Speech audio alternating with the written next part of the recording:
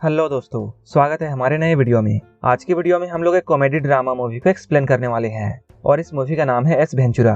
इस मूवी के कहानी में हम लोग एक ऐसे आदमी को देखेंगे जो कि एनिमल्स को रेस्क्यू करने का काम करता है। एक बार वो एक बर्ड को ढूंढने के लिए जंगल में जाता है। वहाँ उसकी मुलाकात जंगल में रहने वाले कबीले से होती है। ये लोग वेंचुरा का स्वागत उसके मुंह पर थूक मारकर करते हैं। यहाँ रहने वाले लोगों के अपने रीति और रिवाज थे।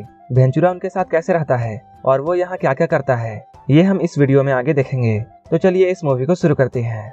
इस कहानी की शुरुआत में हम लोग एस वेंचुरा नाम के एक आदमी को देखते हैं जो कि एनिमल्स को रेस्क्यू करने का काम करता है।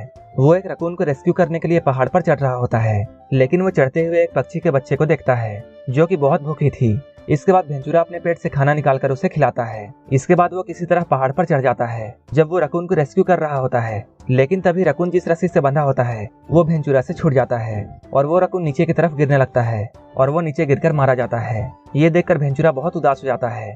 वेंचुरा को रकून को ना बचा पाने का बहुत दुख था, इसलिए वो अपने जॉब को छोड़ देता है और वो आध्यात्मिक ज्ञान के लिए तिब्बत के एक मंदिर में आ जाता है। वो इस तिब्बती मठ में आकर ध्यान करने लगता है। एक दिन वेंचुरा से मिलने के लिए फाल्टन नाम का एक आदमी यहाँ आता है। वो अफ्रीकन कंट्री नीबिया से आया था और वो वेंचुरा से एक पक्षी को ढूंढने के लिए मदद मांगता है। फाल्टन वेंचुरा से कहता है एक पक्षी जो कि सिर्फ उन्हीं के देश में मौजूद था वो अब उनके देश से गायब है, इसलिए उस पक्षी को ढूंढने के लिए उसे वेंचुरा की मदद चाहिए। वेंचुरा उसकी सारी बातों को सुनने के बाद उसके साथ जाने से मना कर देता है, लेकिन वहीं पर उस मठ के गुरु आते हैं और वो वेंचुरा को फाल्टन की मदद करने के लिए कहते हैं। इसके बाद वो वेंचुरा को एक नेकलेस गिफ्ट करते हैं और वो कहते हैं तुम्हारे अंदर कुत्ते की तरह सूंघने की ताकत है और तुम इनके पक्षी को ढूंढ सकते हो। वेंचुरा अपने गुरु की कुत्ते वाली बात सुनकर बहुत खुश होता है। इसके बाद वो फाल्टन के साथ जाने के लिए रेडी हो जाता है। वहीं हम लोग देखते हैं जब वेंचुरा यहाँ से जा रहा होता है तब मठ के सारे लोग बहुत खुश थे। यहाँ के लोग वेंचुरा के यहाँ से जाने से इतने खुश थे कि वो लोग खुशी से झूमकर दारू पीने लगते हैं। ये मंदिर पहाड़ में काफी ऊंचाई पर था, इसलिए फाल्टन वेंचुरा से जहाज से नीचे आने के लिए कहता है। मंदिर से निकलते हुए वेंचुरा काफी अजीब हरकतें कर रहा था। इसके बाद फाल्टन उसे प्लेन से अपने देश नीबिया लेकर जाता है। इसके बाद ये लोग जीप से वहां जाने लगते हैं और वेंचुरा इस जीप को ड्राइव कर रहा था। वो इस जीप को उड़ाते हुए उस जगह पर पहुंच जाता है। वेंचुरा यहाँ पहुंचकर देखता है यहाँ इंसानों ने बहुत सारे एनिमल्स को पकड़कर रखा है। ये देखकर वेंचुरा को बहुत गुस्सा आता है। तभी वहाँ का मैनेजर इनके पास आता है। वेंचुरा उस आदमी से एनिमल्स को मारने वाला हंटर छीन लेता है और वो उसी के हंटर से उसे मारने लगता है। वो इस आदमी को इसलिए मार रहा था ताकि उसे पता चले जब वो जानवरों को मारता है तब जानवरों को कैसा लगता है। इसके बाद ये लोग वेंचुरा को लेकर एक पार्टी में जाते हैं, जहाँ जाकर वेंचुरा और भी गुस्सा हो जाता है क्योंकि वो यहाँ देखता है इंसानों ने जानवरों को कपड़ों की तरह पहन रखा है। तभी उसकी नजर एक लेडी पर पड़ती है जो कि गीदड़ को अपने कपड़ों की तरह लटकाकर सीढ़ी से नीचे आ रही होती है। ये देखकर वेंचुरा कुछ सोचता है। इसके बाद वो उस लेडी के हस्बैंड को अपने कंधे पर उठा लेता है और यहाँ सभी के सामने नाचने लगता है। ये देखकर यहाँ के सारे लोग बहुत परेशान हो जाते हैं। इसके बाद यहाँ का मैनेजर वेंचुरा को एक रूम में लेकर जाता है और वो यहाँ इन दोनों को अपने मिशन के बारे में बताता है, लेकिन यहाँ वेंचुरा को बहुत मस्ती सूझ रही थी। इसके बाद मैनेजर वेंचुरा को एक और रूम में लेकर जाता है जहाँ बहुत सारे एनिमल्स के स्केलेटन लगे हुए थे, जिसे देखकर वेंचुरा के दिमाग का भांग झोपड़ा हो जाता है। इसके बाद फाल्टन जब वेंचुरा को लेकर एक जंगल में जाता है तब वेंचुरा को एक गोरिल्ला के चीखने की आवाज सुनाई देती है। वो इसे बताता है ये वक्त गोरिल्ला की मीटिंग करने का समय है और ऐसे वक्त में वो लोग बहुत एग्रेसिव हो जाते हैं। यहीं पर फाल्टन वेंचुरा को अपने मिशन के बारे में बताता है। फाल्टन वेंचुरा से कहता है इस जंगल में एक सफेद पक्षी रहा करती थी जो कि पूरी दुनिया में सिर्फ एक ही थी और वो पक्षी एक आदिवासी कबीले के महारानी के पास रहा करती थी और उस कबीले का नाम है वाचाती कबीला। लेकिन कुछ दिनों पहले वो पक्षी वहाँ से गायब हो गई है और इसलिए फाल्टन को उस पक्षी को ढूंढने के लिए वेंचुरा की मदद चाहिए। इसके बाद फाल्टन वेंचुरा को वाचाती कबीले में लेकर आता है। यहाँ आकर वेंचुरा एक आदमी को देखता है जो कि खंभे के ऊपर एक टांग पर खड़ा था। ये देखकर वेंचुरा को बहुत हैरानी होती है। तभी फाल्टन उसे इसके बारे में बताता है कि ये आदमी वाचाती कबीले का होने वाला महाराज है और उसे महाराज होने के लिए बहुत से परीक्षाओं में पास होना होगा। लेकिन वेंचुरा उस खंभे को पकड़कर जोर जोर से हिलाता है।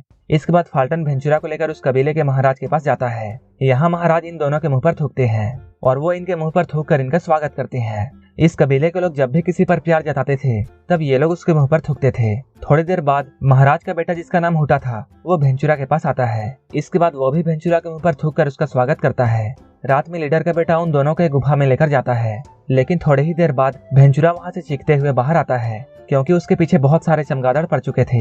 लेकिन यहीं पर वेंचुरा को एक बड़े से पक्षी का पंख मिलता है, जिसे देखकर उसे ऐसा लगता है इस जंगल के पास में ही एक पार्क है। पार्क के ऑनर ने ही उस सफेद पक्षी को चोरी किया होगा, इसलिए वो अगले ही दिन उस सफारी पार्क में चला जाता है और वो यहाँ एक खुफिया तरीके से आया था। वो एक आर्टिफिशियल राइनो के अंदर होता है और वो इस पार्क के ऑनर को फॉलो कर रहा था। लेकिन तभी अचानक वो मशीन राइनो बंद हो जाता है, जिससे वेंचुरा को यहाँ अंदर बहुत गर्मी लगने लगती है और वो गर्मी से बचने के लिए अपने सभी कपड़े उतार देता है।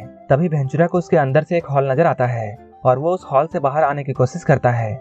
वहीं दूसरी ओर हम लोग सफारी विजिटर्स को देखते हैं जो कि इस पार्क में घूमने के लिए आए हैं।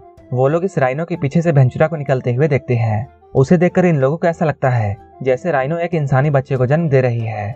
इधर हम लोग एक बंदर को देखते हैं जो कि इस पार्क के ऑनर को इलेक्ट्रिक शॉक देकर बेहोश कर देता है और वो बंदर किसी और का नहीं बल्कि वेंचुरा का भेजा हुआ बंदर था। जब वो आदमी होश में आता है तब वो अपने आप को एक चेयर में बंधा हुआ पाता है जहाँ उसके सामने वेंचुरा बैठा हुआ था।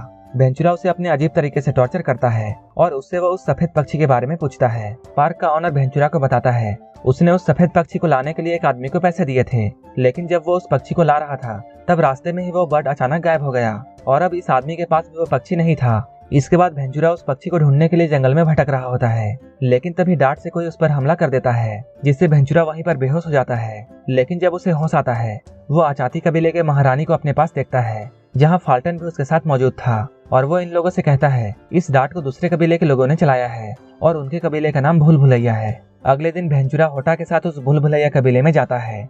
वहाँ जाकर ये लोग देखते हैं सभी लोग जश्न मना रहे हैं और आग जलाकर सभी लोग उसके चारों ओर नाच रहे हैं। अब वेंचुरा भी इनके साथ शामिल हो जाता है और वो एक मास्क पहनकर झिंगालाला करने लगता है। लेकिन यहाँ के लोग अफ्रीका के काले गैंडे की तरह थे और वेंचुरा इनके साथ सफेद बगुले की तरह नाच रहा था, जिस वजह से वेंचुरा यहाँ पकड़ा जाता है। लेकिन तभी होटा यहाँ आकर उन लोगों को समझाने की कोशिश करता है, लेकिन ये लोग यहाँ चोरी छुपे आए थे, इसलिए इस कबीले के लोग इन लोगों से बहुत गुस्सा थे और वो लोग कहते हैं वेंचुरा को यहाँ से निकलने के लिए कुछ इम्तिहान में पास होना होगा।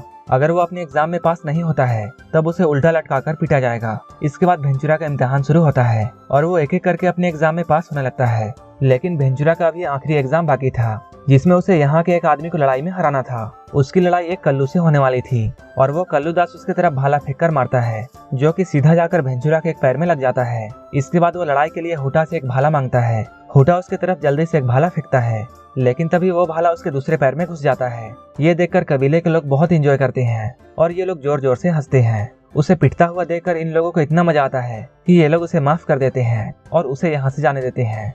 लेकिन वेंचुरा को छोड़ते हुए ये लोग एक शर्त रखते हैं। वो लोग कहते हैं वेंचुरा उस सफेद पक्षी को ढूंढकर हमें देगा। अगर वो ये नहीं करता है तब हम लोग वाचाती कबीले पर हमला कर देंगे और हम लोग वाचाती कबीले के सभी लोगों को मार देंगे। इसके बाद होटा और वेंचुरा दोनों उस सफेद पक्षी को ढूंढने के लिए जाने लगते हैं। जब ये लोग जंगल में काफी दूर निकल जाते हैं तभी वेंचुरा को यहाँ एक डांट मिलता है। ये देखकर वो समझ जाता है कि उसके ऊपर जिस डांट से हमला हुआ था वो भूल भुलैया कबीले का नहीं था। ये देखकर वेंचुरा होटा से ये कहता है कि तुम जाकर वाचाती कबीले को इन्फॉर्म कर दो कि भूल भुलैया कबीले के लोग उन पर आज रात हमला करने वाले हैं। इधर वेंचुरा उस सफेद पक्षी को ढूंढते हुए जंगल के बहुत अंदर चला जाता है जहाँ उसे एक केबिन दिखाई देता है जिसके अंदर 2 अफ्रीकन हंटर्स थे और उन्होंने ही उस सफेद पक्षी को पकड़ रखा था। ये सब देखकर वेंचुरा रकून की आवाज निकालने लगता है ताकि वो शिकारी इस आवाज के पीछे आ जाएं। इसके बाद वो दोनों हंटर जब उस रकून का शिकार करने के लिए जाते हैं तब इस बात का फायदा उठाकर वेंचुरा उस केबिन के अंदर चला जाता है। लेकिन जैसे ही वेंचुरा उस सफेद पक्षी को लेने वाला होता है तभी वो दोनों शिकारी यहाँ आकर वेंचुरा को डांट मारकर बेहोश कर देते हैं। जब वो होश में आता है तब वो अपने आप को नदी में बहता हुआ पाता है और वो एक लकड़ी के बने हुए नाव में बंधा हुआ था और उसके साथ उसका पालतू बंदर भी था। वो बंदर वेंचुरा की मदद करता है। यहीं पर यहाँ से निकलते हुए वेंचुरा की लड़ाई एक क्रोकोडाइल से होने लगती है। इसके बाद वो अपने झोपड़े में लौटता है जहाँ वो ध्यान लगाकर अपने गुरु को याद करता है। इसके बाद उसके गुरु उससे कनेक्ट हो जाते हैं और वो उसे बताते हैं इस खेल के पीछे फाल्टन और वहाँ के मैनेजर विल्सन है, क्योंकि वो लोग वाचाती कबीले और भूल भुलैया कबीले के बीच में लड़ाई करवाना चाहते हैं ताकि ये लोग एक दूसरे से लड़कर मर जाएं और ये लोग इस जंगल के नेचुरल रिसोर्सेज का यूज करके पैसे कमाना चाहते हैं। ये सब जानने के बाद वेंचुरा विल्सन और फाल्टन के पास जाता है और उनसे ये कहता है उसे सब कुछ पता चल चुका है। लेकिन उसी वक्त वो दोनों हंटर भी यहाँ पहुँच जाते हैं और उन्हीं के पास अभी भी वो सफेद पक्षी था। ये सारे लोग मिलकर यहाँ वेंचुरा को फंसाते हैं और पुलिस को उसे अरेस्ट करने के लिए कहते हैं। पुलिस उसे अरेस्ट करके यहाँ से ले जाने लगती है, लेकिन तभी वेंचुरा अपने मंत्र से सभी जानवरों को यहाँ बुलाता है और वो खुद एक बड़े से हाथी के ऊपर बैठ जाता है। इसके बाद वो विल्सन और फाल्टन के ऊपर अटैक कर देता है। इसके बाद वहाँ का मैनेजर विल्सन उस सफेद पक्षी को लेकर भागने लगता है। इसके बाद वेंचुरा हाथी को छोड़कर एक बड़े से ट्रक पर बैठता है और वो विल्सन का पीछा करता है। तभी विल्सन की गाड़ी एक पेड़ पर टकरा जाती है। विल्सन उस सफेद पक्षी को वहीं छोड़कर अपनी जान बचाकर भागता है। इधर हम लोग दोनों कबीले के लोगों को देखते हैं जो कि एक दूसरे से लड़ाई करने के लिए आमने सामने आ चुके हैं। लेकिन तभी अचानक वेंचुरा उस सफेद पक्षी को लेकर इनके सामने आ जाता है और उन दोनों कबीलों के बीच में लड़ाई होने से रोक लेता है और यहीं पर यह मूवी खत्म हो जाती है। अगर आपको ये मूवी अच्छी लगी हो तो एक लाइक जरूर कर देना और ऐसे ही मूवीज के लिए मेरे चैनल को जरूर सब्सक्राइब कर लेना। तो मिलते हैं हमारे नेक्स्ट वीडियो में।